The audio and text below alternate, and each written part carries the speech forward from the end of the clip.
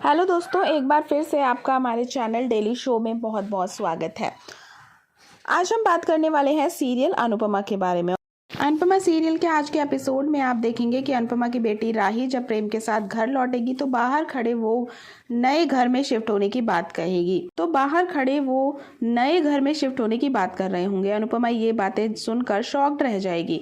घर के अंदर आकर इस बारे में बातचीत होगी तो प्रेम अपने और राही अपने विचार रखेंगे। अनुपमा शुरू में तो इस बात पर सहमत नहीं होगी, लेकिन बाद में दोनों बच्चों की खुशी को ध्यान में रखते हुए मान जाएगी। जब प्रेम अनुपमा को गले लगा रहा होगा तो ठीक उसी वक्त मोटी बा कृष्ण कुंज की दहलीज पर कदम रखेगी। मोटी बा फौरन लाल आंखों के साथ अनुपमा को घूरते हुए कहेगी, हमें पता था कि यह आपकी ही हरकत है, हमें पता था कि आपने ही प्रेम को भड़काया होगा।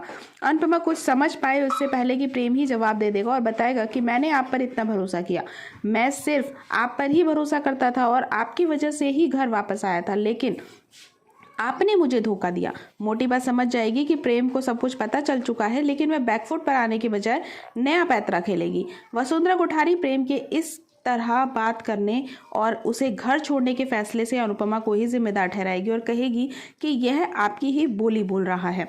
उधर कोठारी निवास में पराग अपने दिल की बात ख्याति से कहेगा। यह बताएगा कि किस कदर वह अपने बच्चे प्रेम को इस घर में वापस पाना चाहता है और इसलिए वो सब भी करने की कोशिश कर रहा है जो उसके बस की बात नहीं है। वह बताएगा कैसे उसने अनुपमा के घर जाकर उससे माफी तक मांग ली, लेकिन प्रेम को यह सब नजर नहीं आता। पराग कोठारी अपनी पत्नी के सामने आंखों में आंसू लाकर कहेगा कि किसी भी सूरत में उसके बेटे को कोई वापस ले आओ। ख्याति ये सुनकर रह नहीं पाएगी और प्रेम को फोन करके उसे समझाने की कोशिश करेगी। इन बात को समझने के बजाय नाराज होने लगेगा। तब ख्याति दूसरा रास्ता चुनेगी। वह राही को मिलने के लिए अलग से बुलाएगी और फिर अकेले में उससे उसके घर का बेटा वापस लाने के लिए भीख मांगेगी।